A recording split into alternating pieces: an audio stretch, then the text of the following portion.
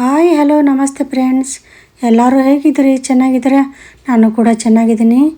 ಏನು ಫ್ರೆಂಡ್ಸ್, ಅನ್ನ ಸಾಂಬಾರು ತಿಂದು ಬೋರ್ ಆಗಿದೆಯಾ? ಹಾಗಿದ್ರೆ ಸಿಂಪಲ್ ಆಗಿದೆ, ಸೂಪರ್ ಟೇಸ್ಟಿಯಾಗಿರೋಂಥ ರೆಸಿಪಿನ ಮಾಡಿ ನೋಡಿ. ಸೂಪರ್ ಆಗಿರುತ್ತೆ. ಲಂಚ್ ಬಾಕ್ಸ್ಗೆ ನೀವು ಮಾಡಿ ಕಟ್ಟಿದರೆ ಒಂದು ಕಾಳನ್ನು ಬಿಡದೆ ಹಾಗೆ ಮಕ್ಕಳು ಖಾಲಿ ಮಾಡ್ಕೊಂಡು ಬರ್ತಾರೆ. ಸೂಪರಾಗಿರುತ್ತೆ. ಬನ್ನಿ ಇದೇನು ಹೇಗೆ ಮಾಡೋದು ಅಂತ ನೋಡೋಣ. ನೋಡಿ, ಮೊದಲಿಗೆ ಒಂದು ಪಾತ್ರೆ ಕಾಯೋದಕ್ಕೆ ಇಟ್ಕೊಂಡಿದ್ದೀನಿ.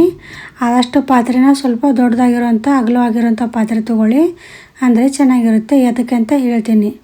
ಇವಾಗ ನೋಡಿ, ಒಂದು ಸ್ಪೂನಷ್ಟು ಎಣ್ಣೆ ಹಾಕ್ಕೊಂಡಿದ್ದೀನಿ. ಅದಾದ ನಂತರ ಇದಕ್ಕೆ ಒಂದು ಸ್ಪೂನಿಲ್ಲೇ, ದೊಡ್ಡ ಸ್ಪೂನಿಲ್ಲಾದರೆ ಒಂದು ಸ್ಪೂನು, ಚಿಕ್ಕ ಸ್ಪೂನಿಲ್ಲಾದರೆ 2 ಸ್ಪೂನಷ್ಟು ತುಪ್ಪ ಹಾಕ್ಕೊಂಡಿದ್ದೀನಿ. ನೀವು ಬೇಕಿದ್ರೆ ಬರೀ ತುಪ್ಪದಲ್ಲಿ ಕೂಡ ಮಾಡ್ಕೋಬೋದು, ಬೇಡ ಅಂದರೆ ಎಣ್ಣೆಯಲ್ಲಿ ಮಾತ್ರ ಕೂಡ ಮಾಡ್ಕೋಬೋದು. ಯಾವುದು ಮಾಡಿಕೊಂಡ್ರೂ ಚೆನ್ನಾಗಿರುತ್ತೆ. ನಿಮ್ಮ ಟೇಸ್ಟ್ ತಕ್ಕಂಗೆ ನೀವು ಮಾಡ್ಕೋಬೋದು. ಅದಾದ ನಂತರ ಇದಕ್ಕೆ 2 ಸ್ಪೂನಷ್ಟು ಜೀರಿಗೆ ಹಾಕ್ಕೊತಾ ಇದ್ದೀನಿ. ನೋಡಿ, ಜೀರಾ ರೈಸ್ ಅಲ್ವಾ, ಸ್ವಲ್ಪ ಜೀರಿಗೆ ಜಾಸ್ತಿ ಇದ್ರೇ ಚೆನ್ನಾಗಿರುತ್ತೆ. ಅದಾದ ನಂತರ ಇದಕ್ಕೆ ಒಂದು ಪಲಾವ್ ಎಲೆ ಹಾಕ್ಕೊತಾ ಇದ್ದೀನಿ. ಪಲಾವ್ ಎಲೆ ಫ್ಲೇವರ್ಗೆ ಚೆನ್ನಾಗಿರುತ್ತೆ, ಅದಕ್ಕೆ ಫ್ಲೇವರ್ಗೋಸ್ಕರ ಹಾಕ್ಕೊಂಡಿದ್ದೀನಿ. ಅದಾದ ನಂತರ ಇದಕ್ಕೆ ಅರ್ಧ ಬಾಟ್ಲಿಗಿಂತ ಕಡಿಮೆ ಅಷ್ಟು ಶೇಂಗಾ ಹಾಕ್ಕೊಂಡಿದ್ದೀನಿ, ಕಡಲೆ ಬೀಜನ. ನಿಮಗೆ ಬೇಕಿದ್ರೆ ಜಾಸ್ತಿ ಕೂಡ ಹಾಕ್ಕೋಬೋದು. ನೀವು ಜಾಸ್ತಿ ಹಾಕ್ಕೊಂಡ್ರೆ ಇನ್ನೂ ಚೆನ್ನಾಗಿರುತ್ತೆ. ನಿಮ್ಮ ಟೇಸ್ಟ್ ತಕ್ಕಂಗೆ ನೀವು ಹಾಕ್ಕೊಳ್ಳಿ. ಕಡಿಮೆ ಮಾತ್ರ ಹಾಕ್ಕೊಂಡ್ರೆ ಅಷ್ಟೊಂದು ಚೆನ್ನಾಗಿರೋದಿಲ್ಲ. ಪೀನಟ್ ಜೀರಾ ರೈಸ್ ಅಲ್ವಾ ಇದು, ಅದಕ್ಕೆ ಶೇಂಗಾ ಜಾಸ್ತಿ ಹಾಕ್ಕೊಂಡ್ರೆ ಚೆನ್ನಾಗಿರುತ್ತೆ. ನೋಡಿ, ಬಡವರ ಬಾದಾಮಿ ಅಂತ ಕರೀತಾರಲ್ವ ಶೇಂಗಾನ. ಶೇಂಗಾ ಎಷ್ಟು ತಿಂದ್ರೂ ಆರೋಗ್ಯಕ್ಕೆ ಒಳ್ಳೆಯದೇ. ಆದಷ್ಟು ನಿಮ್ಗೆ ಎಷ್ಟು ಸಾಧ್ಯ ಇದೆ ಅಷ್ಟು ಹಾಕ್ಕೊಂಡು ನಿಮ್ಮ ಟೇಸ್ಟ್ ತಕ್ಕಂಗೆ ತಗೊಳ್ಳಿ. ನೋಡಿ, ಸಣ್ಣ ಉರಿಯಲ್ಲಿ ಇದನ್ನು ನೀಟಾಗಿ ಚೆನ್ನಾಗಿ ಫ್ರೈ ಮಾಡ್ಕೋಬೇಕು. ಕಲರ್ ಚೇಂಜ್ ಆಗೋವರೆಗೆ ಇದನ್ನು ಫ್ರೈ ಮಾಡ್ಕೊಳ್ಳಿ. ಆದಷ್ಟು ಸಣ್ಣ ಉರಿಯಲ್ಲೇ ಫ್ರೈ ಮಾಡ್ಕೊಳ್ಳಿ. ನೀವು ಜೋರ ಉರಿಯಲ್ಲಿ ಫ್ರೈ ಮಾಡ್ಕೊಂಡ್ರೆ ಶೇಂಗಾನ ಒಳಗಡೆ ಎಲ್ಲ ಹಾಗೆ ಇರುತ್ತೆ, ಮೇಲೆ ಕಪ್ಪಗಾಗ್ಬಿಟ್ಟಿರುತ್ತೆ. ಅದಕ್ಕೆ ಚೆನ್ನಾಗಿ ಫ್ರೈ ಆಗೋದಿಲ್ಲ. ಚೆನ್ನಾಗಿ ಸಣ್ಣ ಉರಿಯಲ್ಲೇ ಫ್ರೈ ಮಾಡ್ಕೊಳ್ಳಿ. ರೈಸಿನ ಜೊತೆ ತಿಂದಾಗ ಕ್ರಿಸ್ಪಿಯಾಗಿ ಟೇಸ್ಟಿಯಾಗಿರುತ್ತೆ. ಅಂದರೆ ನೋಡಿ, ನೀಟಾಗಿ ಇದನ್ನು ಸಣ್ಣ ಉರಿಯಲ್ಲೇ ಚೆನ್ನಾಗಿ ಫ್ರೈ ಮಾಡ್ಕೋಬೇಕು. ಈ ಥರ ನೋಡಿ, ಇದು ಕಲರ್ ಚೇಂಜ್ ಆಗಿದೆ ಅಲ್ವಾ, ಈ ಕಲರ್ ಬರೋವರೆಗೂ ಇದನ್ನ ನೀಟಾಗಿ ಫ್ರೈ ಮಾಡ್ಕೊಳ್ಳಿ. ಇವಾಗ ಒಂದು ಸ್ವಲ್ಪ ಶೇಂಗಾನ ನಾನು ತೆಗೆದಿಟ್ಕೊತೀನಿ.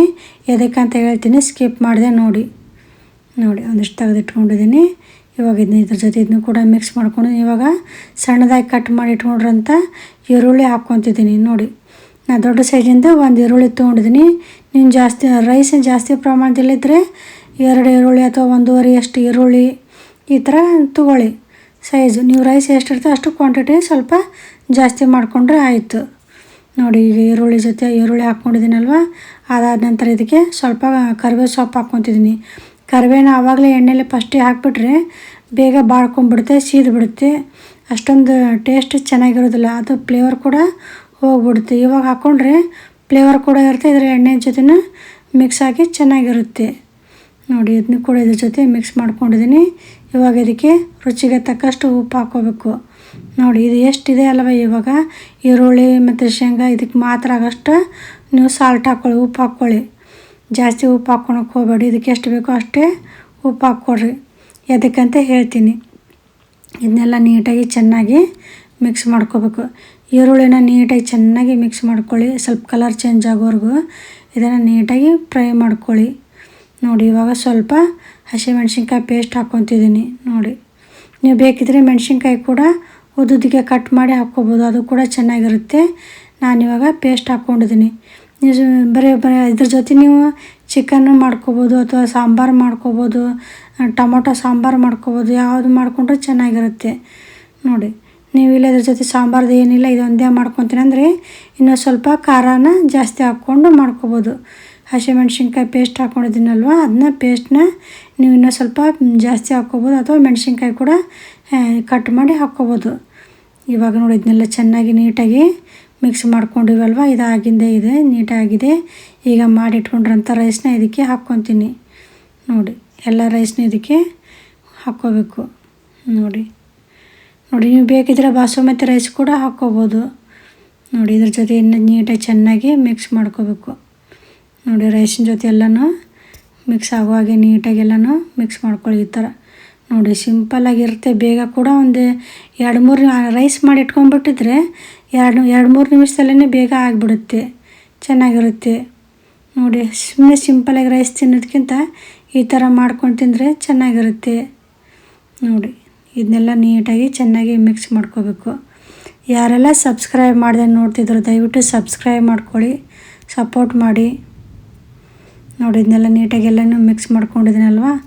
ನೋಡಿ ಇವಾಗ ಕಟ್ ಮಾಡಿ ಇಟ್ಕೊಂಡ್ರಂಥ ಕೊತ್ತಂಬರಿ ಸೊಪ್ಪನ್ನ ಹಾಕ್ಕೋಬೇಕು.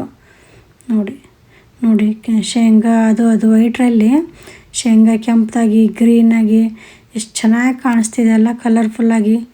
ನೋಡಿ ಎಷ್ಟು ಚೆನ್ನಾಗಿದೆ. ಮಕ್ಕಳಿಗೆ ಲಂಚ್ ಬಾಕ್ಸ್ಗೆ ಬೇಗನೆ ಮಾಡಿ ಕಟ್ಬೋದು, ಚೆನ್ನಾಗಿರುತ್ತೆ. ವರ್ಕಿಂಗ್ ವುಮೆನ್ಸ್ಗೆ ಅವ್ರಿಗೆ ಬೇಗನೆ ಮಾಡ್ಕೋಬೋದು, ಮತ್ತು ಬ್ಯಾಚುಲರ್ಸ್ಗೂ ಬೇಗನೆ ಆಗುತ್ತೆ. ನೋಡಿ ಎಷ್ಟು ಸಿಂಪಲ್ಲಾಗಿ ಬೇಗನೆ ನೀವು ರೈಸ್ ಒಂದು ಮಾಡಿ ಇಟ್ಕೊಂಡ್ಬಿಟ್ರೆ ಆಯಿತು, ಎಷ್ಟು ಪಟಾಪಟ ಅಂತ ಆಗಿಬಿಡುತ್ತೆ, ಚೆನ್ನಾಗಿರುತ್ತೆ. ಖಂಡಿತ ಟ್ರೈ ಮಾಡಿ, ಹೇಗಿತ್ತು ಅಂತ ಕಮೆಂಟ್ ಮಾಡಿ ತಿಳಿಸಿ. ನೋಡಿ ನೀಟಾಗಿ ಇದನ್ನ ಕೊತ್ತಂಬರಿ ಸೊಪ್ಪಿನ ಇದ್ರ ಜೊತೆ ಚೆನ್ನಾಗಿ ಮಿಕ್ಸ್ ಮಾಡ್ಕೋಬೇಕು. ಅಂದರೆ ಕೊತ್ತಂಬರಿ ಸೊಪ್ಪಿನ ಫ್ಲೇವರು ಬಿಡುತ್ತೆ. ನೀವು ಮೇಲ್ಗಡೆ ಹಾಗೆ ಹಾಕೊಂಡ್ಬಿಟ್ರೆ ಅಷ್ಟೊಂದು ಚೆನ್ನಾಗಿರೋಂಗಿಲ್ಲ. ಇನ್ನೊಂದು ಪ್ಲೇಟ್ಗೆ ಹಾಕ್ಕೊಂಬರ್ತೀನಿ, ಅಷ್ಟಾಗಿ ನೀವು ಒಂದು ಟಿಪ್ಸ್ನ ನೋಡ್ಕೊಂಬನ್ನಿ.